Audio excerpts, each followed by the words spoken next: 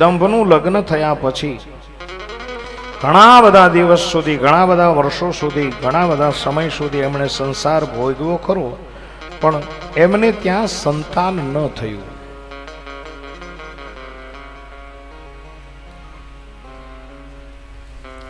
સંતાનની રાહમાં અને રાહમાં ઉંમર વધવા લાગી. અને પુત્ર ન થયો એટલે તે દંભે ભગવાન વિષ્ણુ પરમાત્માનું તપ કર્યું.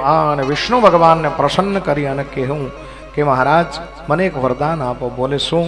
બોલે મારે ત્યાં પુત્ર નથી,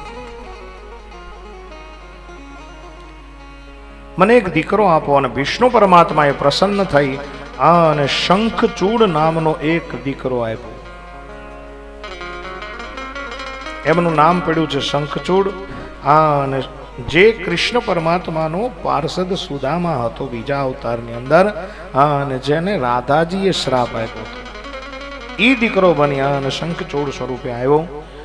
ધીમે ધીમે દંભ રાજાનો દીકરો છે એ ધીમે ધીમે મોટો થાય છે. અને વિવાહ યોગ્ય થતા શંખચૂડના લગ્ન ધર્મધ્વજની પુત્રી તુલસી સાથે થયા.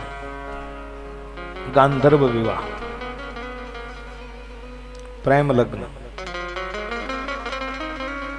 અને આ શંખચૂડ છે એટલો બધો મહાપરાક્રમી હતો કે ત્રણેય લોક જીતી અને ઘણા બધા વર્ષ સુધી 3 ભુવનનો અધિપતિ બન્યો છે.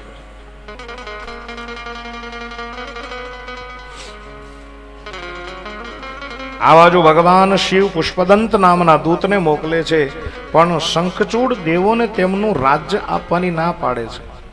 ભગવાન શિવે કીધું ભાઈ તું જા, થોડી ઘણી વાટાઘાટો કર, ચર્ચા વિચાર વિમર્શ કરી અને કહે કે દેવતાઓની સત્તા, 3 ભુવનનો અધિપતિ નહીં, દેવતાઓને પોતાનું રાજ્ય સોંપો. પણ આ બાજુ પુષ્પદંત આવે છે, પણ દૂતની સાથે વાટાઘાટો કરે છે, પણ શંખચૂડના દૂત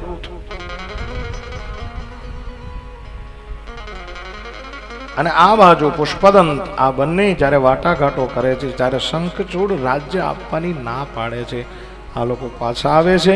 આ બાજુ શંખચૂડના દૂત અને શિવજીની વચ્ચે સંવાદ થાય છે. ભગવાન ભોળિયાનાથ ખુદ બોલ્યા,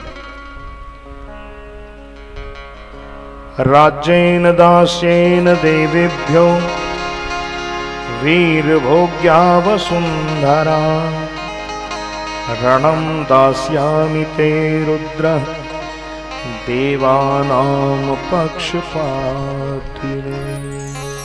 શિવ કહે છે, શિવજી મહારાજ બહુ સારું બોલ્યા, સાંભળવા જેવી કથા છે. ભગવાન ભોળિયાનાથ શંખચૂડના દૂત સાથે વાત કરી અને એવું કહે છે કે જે પોતાના જ્ઞાતિનો દ્રોહ કરે છે ને, જે વ્યક્તિ પોતાની જ્ઞાતિનો દ્રોહ કરે છે એને બ્રહ્મ હત્યા કરતા પણ વધારે પાપ લાગે છે. અને એટલા માટે આજ કથા જ આવી ત્યારે કહેતો જાઓ કે ગમે એ દ્રોહ કરો પણ જ્ઞાતિનો દ્રોહ ક્યારેય ન કરવો.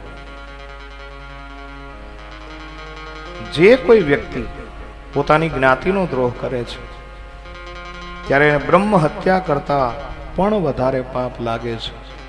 શંખચૂડના દૂતે કીધું કે મહારાજ કેટલું પાપ લાગે? ત્યારે ભગવાન ભોળિયોનાથ કહે છે કે બ્રહ્મ હત્યા કરતા 16 ગણું વધારે પાપ લાગે છે. કેટલું? 16 ગણું.